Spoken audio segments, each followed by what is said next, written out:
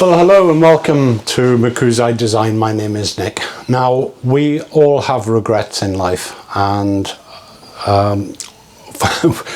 many regrets in life, but for this video, I'm going to stick to three regrets,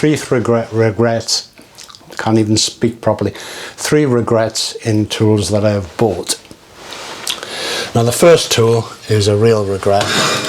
It's this drill press from, if you're from the UK, you'll know it is Titan from Screwfix. Screwfix, if you're not from the UK, is a store, basically. It's not a big box store, it's somewhere we go for bits. Very, very disappointed. It's underpowered for a start.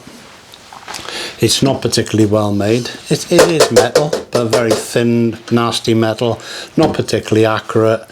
And the depth gauge is more of a guesstimate than a gauge.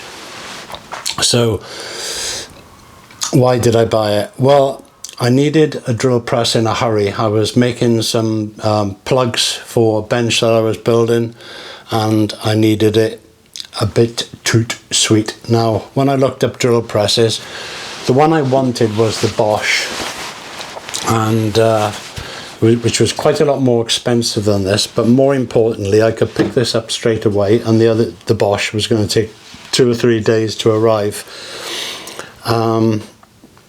So I thought, oh, do you know what, I'll just cut my losses and go for this. And it has been, I wouldn't say a complete waste of money, because I've made some candlestick holders out of it. You can see there's a 42-inch Forstner bit in there where I've been making the candlestick holders, or tea light holders.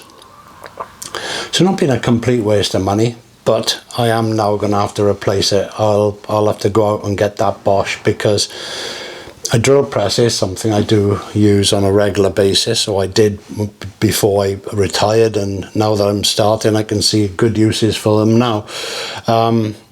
They're just much more accurate than trying to do anything by hand, especially if you're doing something like drilling plugs, because that can be downright dangerous.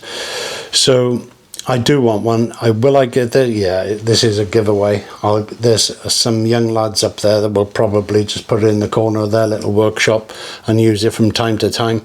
I'll give it to them, and if they can give me just a few quid for it, then I'd be happy with that. So, regret number 1. Regret number 2. Now, if there's anybody watching from Axminster Tools, they're going to take a sharp intake of breath when they see this. This is an Axminster workshop tool. To be honest with you, it's great. It really is a nice jigsaw, or bandsaw. So why is it a regret? Well, my regret is I didn't buy the bigger version of this, in truthfulness. Now, is this a total regret? Well, no, it's not a total regret, because if I do upgrade and get a bigger bandsaw, which is 99.9% likely once I find some space, I will keep this, because it is dinky, but it acts almost like a little scroll saw. The quality of it is fantastic. The cut on it is fantastic. It's just a matter for me, and I hate to say this, to be honest with you, it breaks my heart to say it, but apparently size does matter. So my only regret on this one, but it is a regret, is that I didn't go bigger. Now the next one is going to come as a bit of a shock to you, I'm sure. Because the next one is this bad boy, the Kapex 60 from Festool. Now, how can anybody regret buying a Festool?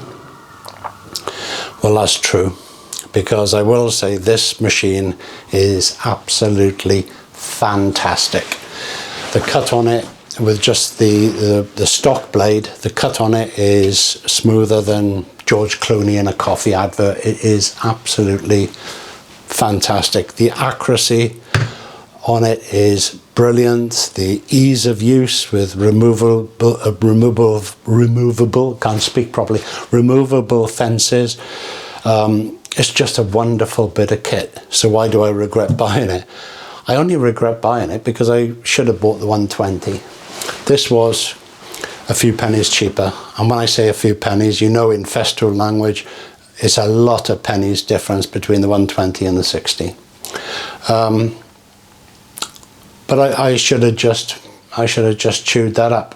I think it's one of those times in it where it's a false economy. You think you're trying to save yourself a few pennies, but it's not necessarily the most successful way to do it. If you do get a chance to buy the 60, and that's what you can afford, honestly, it's a wonderful bit of kit. If you can go up to the 80, fantastic. If you can go up to 120, absolutely brilliant. You're going to be blown away by the machine itself. And it's all very well saying, oh, it's just a saw, it cuts wood. There's so much more to it. The dust extraction is fantastic. The accuracy is fantastic. I just keep on repeating myself all day long about the machine itself. So again, it's with regret that I have to say size matters. And I would have gone with the 120. Now this is a very, very short video, but I thought I'd share just 3 regrets that I have so far since starting the new woodworking shop. Until the next time, take care.